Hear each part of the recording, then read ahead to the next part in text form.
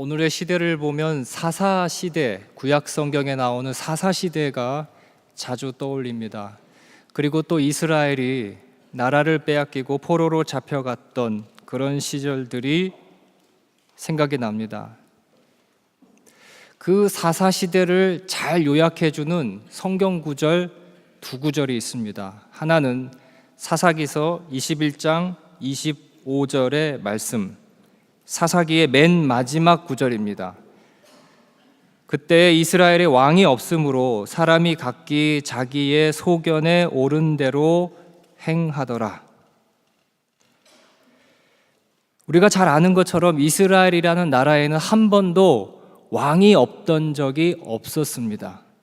언제나 살아계신 하나님께서 이스라엘의 왕이셨습니다.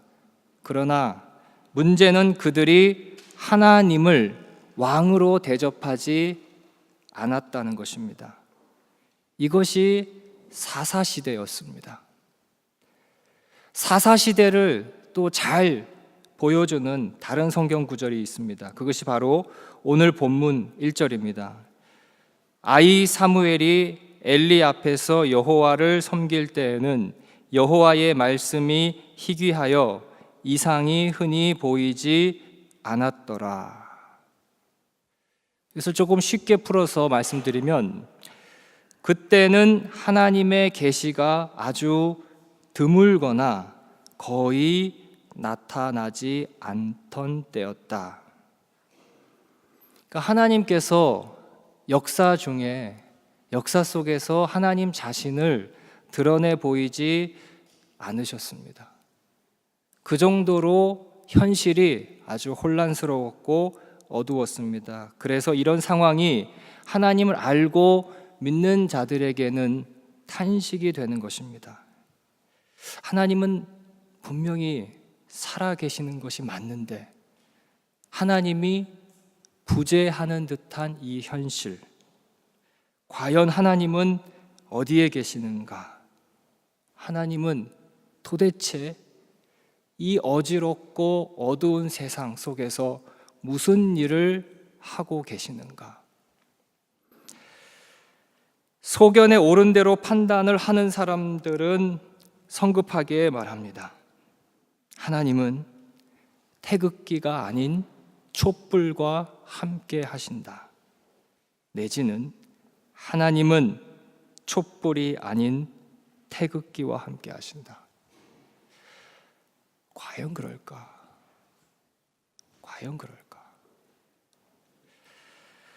그러한 상황에서 오늘 본문이 주는 분명한 대답이 이것입니다. 하나님의 등불은 아직 꺼지지 아니하였으며, 하나님은 이 세상 중에 계시지 않는구나라는 생각이 들 정도로 도무지 하나님이 자신을 세상 중에 드러내 보이지 않는 현실 속에서 성경이 우리에게 주는 대답은 하나님의 등불은 아직 꺼지지 아니하였다. 맞습니다. 여러분, 이것을 어떻게 받아들일 수 있겠습니까? 우선 많은 사람들이 이 문제에 대해서 가지고 있는, 또 늘 편하게 참는 쉬운 대답이 있습니다. 손쉬운 답이 있습니다. 상황의 반전 내지는 상황의 개선, 조금 나아지는 것이죠. 언뜻 보기에는 들려오는 내용만 가지고서는 불의로 가득 찬 그런 세상인 줄 알았는데 아니구나, 하나님이 살아계시구나를 조금 상황이 나아지는 것을 보고서 사람들이 생각합니다. 상황이 조금 개선되는 것을 두고 역시 하나님의 등불은 아직 꺼진 것이 아니었구나 라고 생각합니다. 신앙이 없는 자연인들은 이것을 여기에 하나님이라는 말 대신에 진리, 진실과 같은 말로 대체하죠. 그래서 이런 표현을 합니다. 역시 진실이 이기는구나. 이것은 우리 개인사에 있어서도 역시 마찬가지입니다. 하는 일마다 일이 안 됩니다. 오랫동안 준비하고 시도했는데 안 됩니다. 간절히 외치고 구했는데도 전혀 의외의 결과를 얻었습니다. 이게 너무 반복이 되니까 살아가고 있는 인생이 지치게 되는 것입니다. 그래서 어떤 생각까지 드냐? 오랫동안 하나님을 알고 믿어왔는데도 불구하고 정말 하나님이 내 인생을 붙잡고 계시는 것이 맞는가? 나를 인도하시는 것이 맞는가? 라는 생각이 들 정도에까지 이를 수 있습니다. 그러다가 뭐가 하나 잘 됐습니다. 근데 그 잘 된 게 완전히 안 된 것을 만회할 그 정도는 아니지만 그래도 다시 힘을 낼 수 있을 정도의 어떤 여력을 얻었습니다. 그래서 다시 생각하죠. 하나님이 그래도 날 버린 것은 아니었구나. 그래서 운이 좋아서 그런 일들이 좀 계속해서 연속적으로 일어나면 그 생각이 더 큰 확신으로 나아가게 되고, 또 다시 실패를 만나게 되면 하나님 어디 계십니까? 하나님 무엇을 하고 있습니까? 이것이 반복되는 역사와 인생의 굴레입니다. 근데 이런 쉬운 답이 틀린 답이라고 볼 수는 없습니다. 실제로 성경을 보면 하나님께서 그러한 형태로 일하셨습니다. 배가 고파서 너무 힘들어서 죽겠다 하는 이스라엘에게 하나님께서 보이는 형태로 친히 만나와 매출하기를 허락하셨습니다. 자기 스스로 살 길을 찾으려고 모색하려고 할 때에 하나님께서 친히 구름 기둥과 불 기둥을 허락하시고 그들 앞에 하나님의 법궤를 앞세우셔서 그냥 그 보이는 법궤만을 따라오게도 하셨습니다. 그러나 그게 다가 아니라는 얘기입니다. 그 모습이 하나의 부분이고 그것을 어떠한 답으로 우리가 생각할 수도 있지만 그것이 전체 하나님에 대한 이해, 그분이 인생을 이끌어가고 역사를 주관하는 주된 방법이라고 생각할 수는 없습니다. 여러분과 제가 다시 살펴야 하는 예수님의 중요한 비유 한 가지가 있습니다. 누가복음을 한번 보겠습니다. 신약 성경 누가복음 7장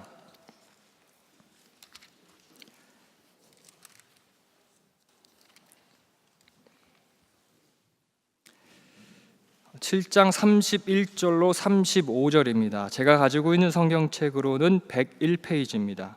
누가복음 7장 31절로 35절 다 같이 한 목소리로 읽어보겠습니다. 시작.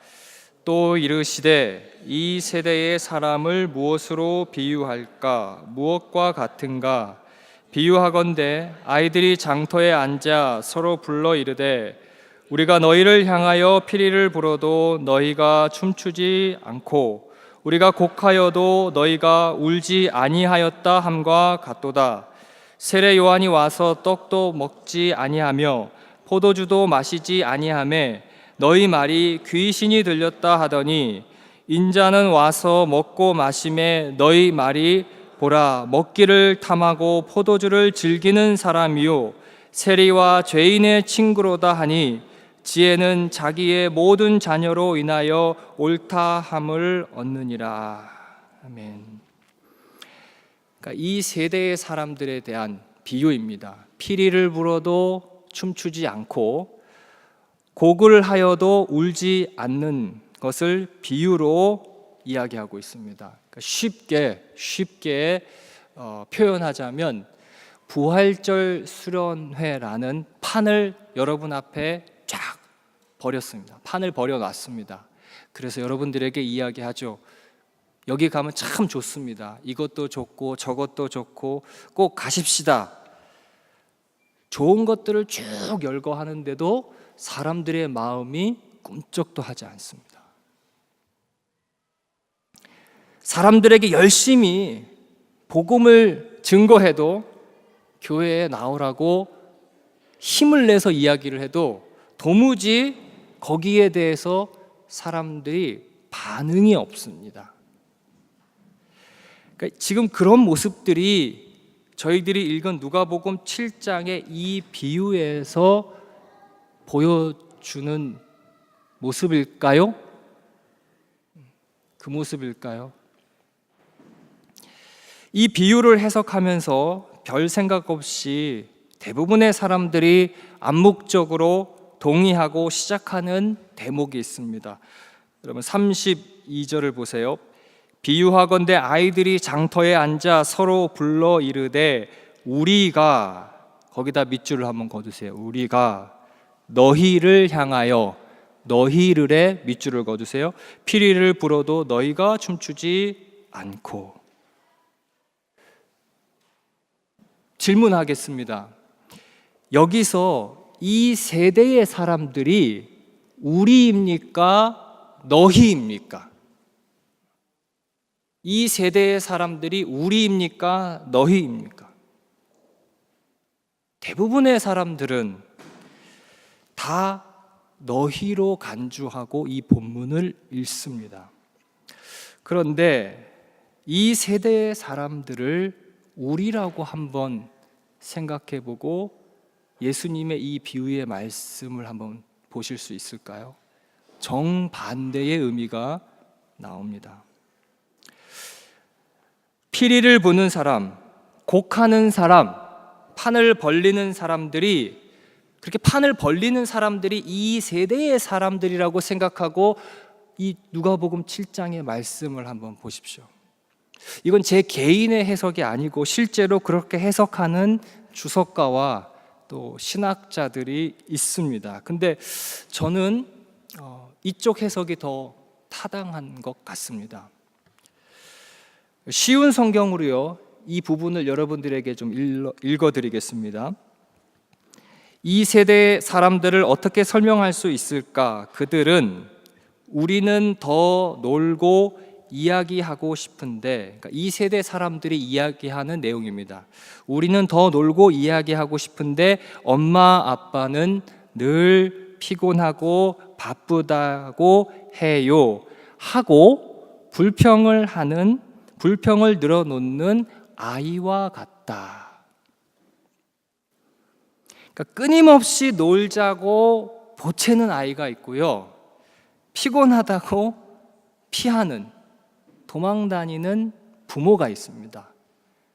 굉장히 익숙한 상황이죠. 저는 아주 격하게 공감했습니다. 이 상황에 대해서. 아이가 하나 있는 집에 부모님들은 굉장히 익숙한 상황입니다. 형제가 없으면 그 아이에게 부모가 부모 역할뿐만 아니라 친구 역할까지 해줘야 되는 법이거든요. 그래서 저녁을 먹고 저희 집에서 소파에 앉아 있으면 그때부터 저희 딸 아이가 놀아달라고 와가지고 막 보채기 시작합니다. 여자애니까 굉장히 말이 많죠. 말이 많아요. 그러면 소파에 앉아 있으면 저는 어떻게 하죠? 늘 이상하게 늘 졸아요.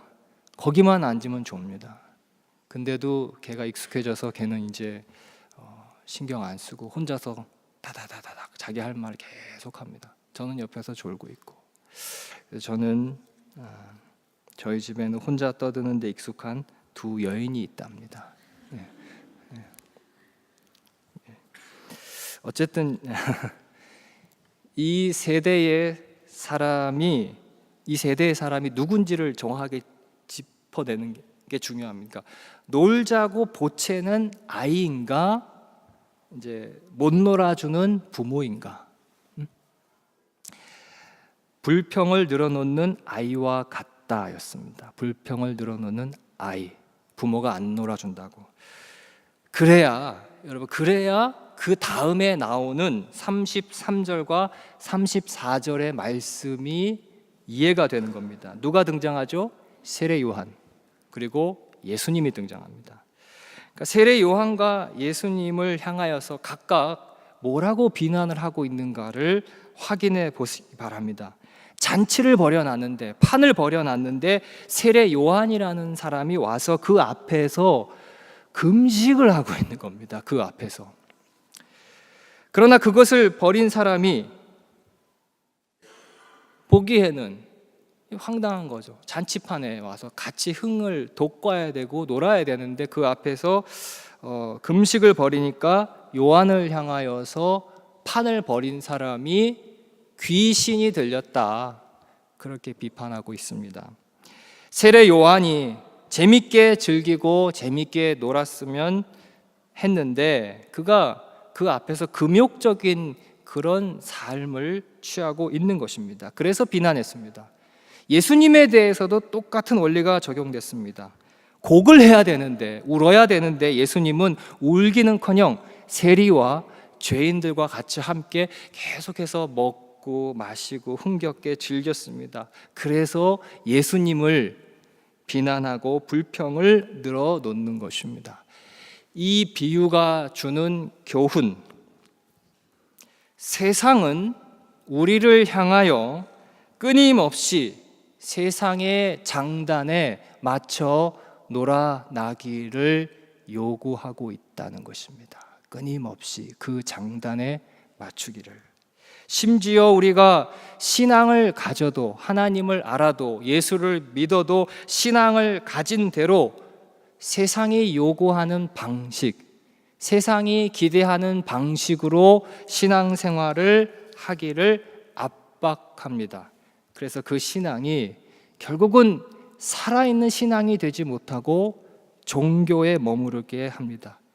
근데 요즘같이 바쁜 인생을 사는 현대인들의 입장에서 보면 그것도 좀 편하거든요. 그러니까 여기에 이의를 제기하지 않고 그냥 적당히 그 장단에 놀아나면서 맞춰가면서 신앙생활을 하시는 분들이 많습니다.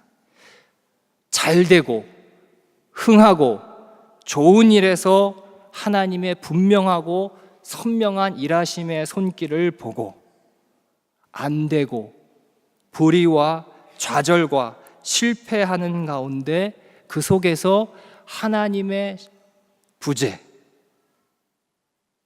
그것을 고백하는 그 익숙한 세상의 방식대로 믿기를 요구하는 것입니다.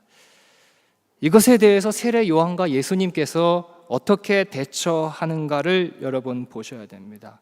그 장단에 놀아나지 않으셨습니다. 하나님 자녀들의 삶은 끊임없이 매일같이 우리 앞에 직면하는 이 무시무시한, 그러나 결코 그 실체를 드러내지 않는 세상의 요구를 분별하고 거부하는 삶이 바로 믿는 자들의 삶일 줄 믿습니다. 이것을 잘 보여주는 역사의 한 장면이 또 성경에 등장합니다. 예레미야서 29장을 한번 보겠습니다. 구약 성경 이사야서 뒤쪽에 있습니다. 예레미야서 29장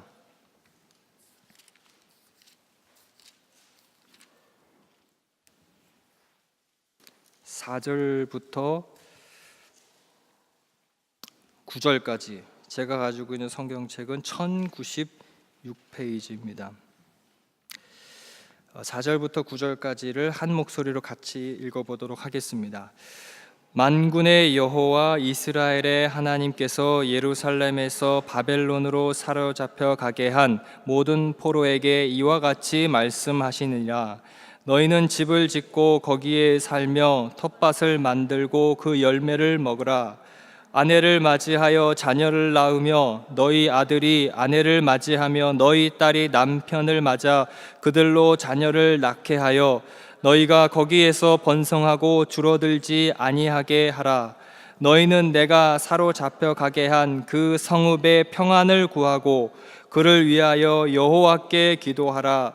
이는 그 성읍이 평안함으로 너희도 평안함을 얻을 것임이라. 여기까지만 읽겠습니다. 그러니까 이스라엘이 바벨론의 포로로 잡혀간 상황을 얘기하고 있습니다. 그때 선지자 예레미야는 바벨론에 있지 않고 이스라엘에 그대로 남아 있었습니다. 그러니까 이스라엘에 있던 예레미야가 포로로 잡혀가 있는 자신의 동포들에게 보내는 편지의 내용이 지금 읽은 29장의 말씀입니다. 자, 여러분들이 만약에 동일한 예레미야의 그 동일한 상황에서 편지를 쓴다 하면 어떤 내용으로 그 편지를 쓰겠습니까? 동포 여러분, 정말 힘이 들죠.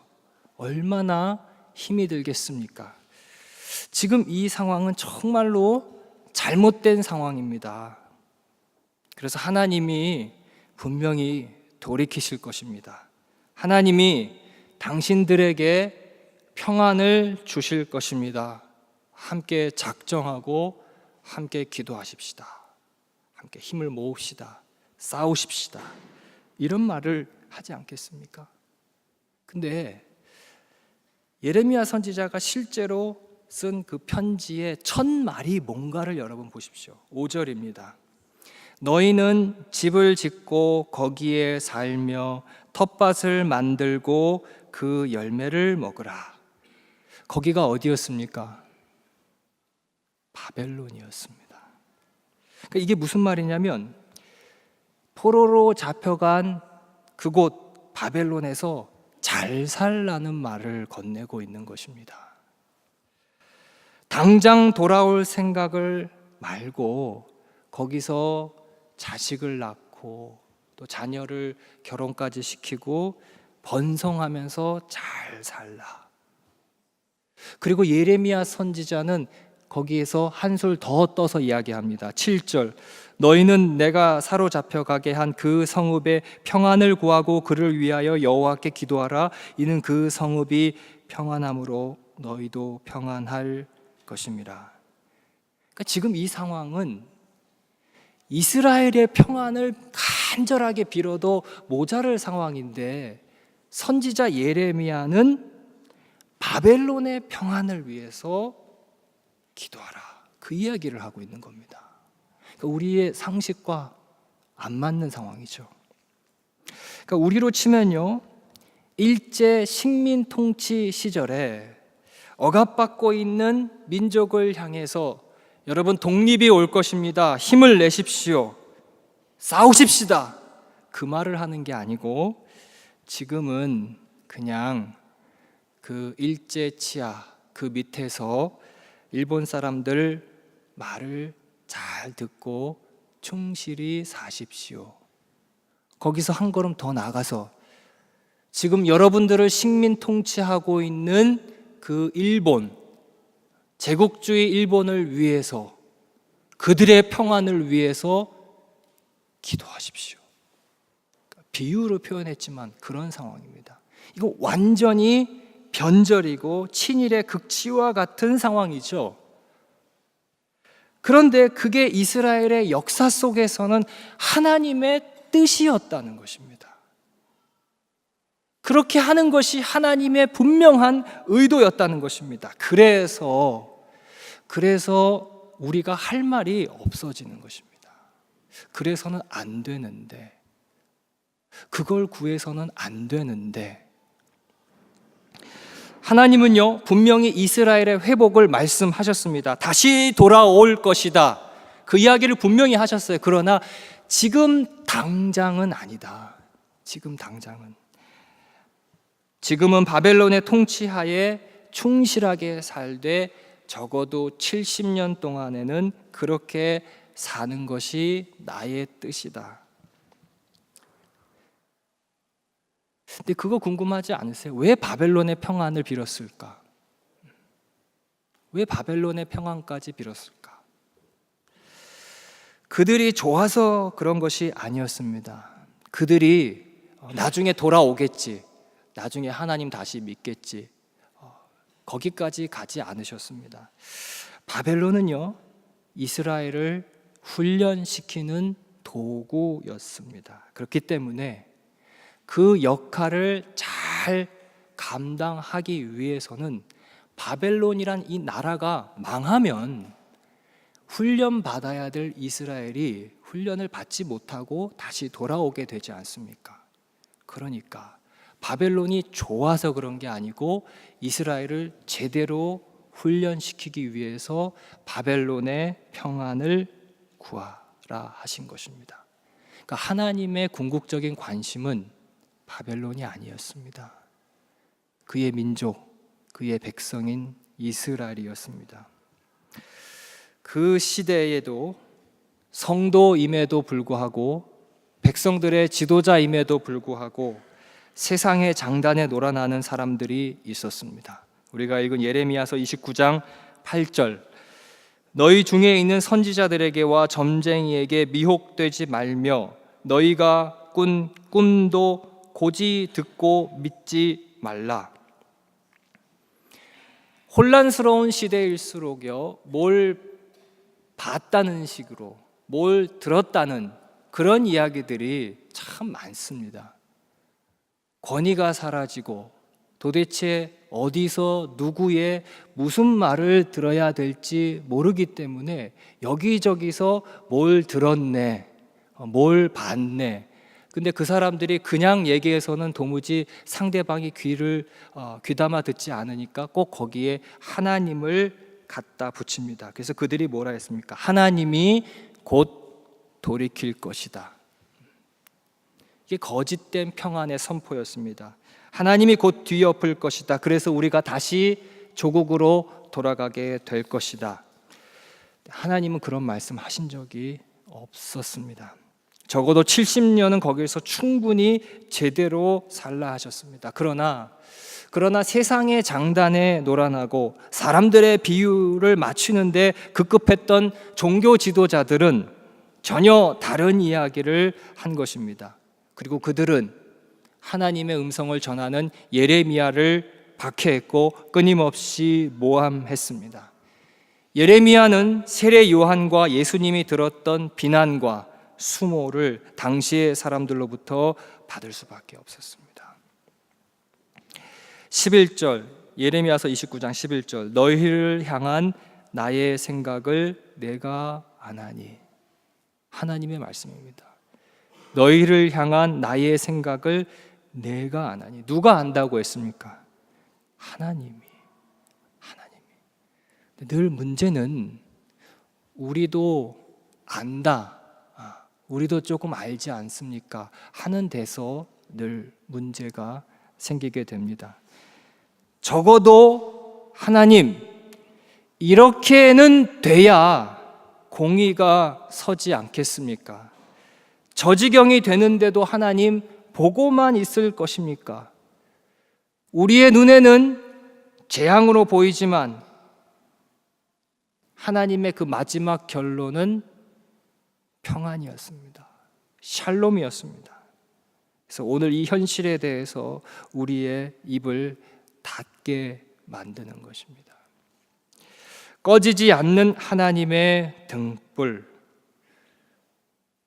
우리 모두가, 심지어 예수님을 믿고 아는 사람들마저도 고개를 내젓는 상황에서 모두가 다 하나같이 좌절하고 힘 빠져하고 낙담하는 그런 상황에서 도대체 세상에서 공의란 것이 어디 있는가라는 생각이 가슴 깊이 들 정도의 절망적인 상황에서도 하나님은 동일하게 일하고 계신다. 하나님은 망한 것으로도 일하시고, 하나님은 안 되는 것으로도 일하시고, 우리가 봤을 때에 더 이상 일어날 수 있을까? 더 이상 회복될 수 있을까? 라는 그것을 가지고서도 얼마든지 일하고 계신다. 이것이 하나님을 믿는 자들이 마땅히 해야 될 믿음의 고백입니다. 이것이 우리가 하나님이 살아계시다라고 믿는 믿음의 내용입니다. 보이는 것과 보이지 않는 것의 경계가 무의미해집니다. 안 보이셔도 괜찮습니다. 넘어져도 괜찮습니다. 이번에 안 돼도 괜찮습니다. 우리는 모릅니다. 그 다음을 무엇을 예비하셨는지 예측할 수가 없습니다. 이 얘기만 드리고 말씀을 마치겠습니다. 얼마 전에 18세기 영국의 부흥운동을 이끌었던 조지 히필드와 요한 웨슬리가 사역했던 그 현장을 방문했습니다. 여기서 멀리 있지 않습니다. 런던 시내 한 복판에 있습니다. 여러분들도 꼭 시간을 내셔서 한번 찾아가시기를 권해드리겠습니다. 그분들이 길에서 사람들이 막 다니는 공원 앞 길가에서 목이 터져라고 설교하고 복음을 외쳤던 곳을 하루의 시간을 내서 혼자 가서 찾아보았습니다. 그곳을 지나다니면서 제가 그 전에 알지 못했던 한 가지 사실을 깨닫게 되었습니다. 그분들이 처음부터 작정하고 의도해서 그 길바닥으로 나가서 설교하고 전도한 것이 아니었습니다. 가능하면 그분들도 이렇게 예배당 안에서 설교하려고 했습니다. 그러나 당시에 그분들을 박해했던 영국 국교회 지도자들이 교회에서 설교하는 것을 막았습니다. 하려고 하면 계속해서 쫓아다니면서 설교 못하게, 복음 못 전하게 갖은 방해 공작을 펼쳤습니다. 그래서 어쩔 수 없이 나가서 복음을 전했던 것입니다. 그런데 어쩔 수 없이 등 떠밀려 나간 그곳에서 놀라운 성령의 역사가 일어나게 된 것입니다. 쫓겨난 자리, 등 떠밀려 나간 자리, 한숨 쉬며 나간 그곳에서 뜨거운 성령의 역사가 일어났던 것입니다. 사랑하는 성도 여러분, 이것이 꺼지지 않는 하나님의 등불의 모습입니다. 그리고 그 일에 그의 사람들을, 여러분과 저를 하나님께서 아주 구체적으로 사용하고 계십니다. 단지 골방에서 무릎 꿇고 열심히 기도하는 것, 우리끼리 경건한 모습으로 예배하는 그 모습 이상으로 하나님께서 사용하십니다. 그건 기본입니다. 기도하고 예배하는 것. 그러나 그 이상으로 구체적으로 이 역사의 한가운데 여러분과 저를 하나님이 사용하고 계신 줄 믿습니다. 어떻게 사용하실까요? 그 구체적인 모습이 뭐겠습니까? 궁금하죠? 다음 주에 말씀드리겠습니다.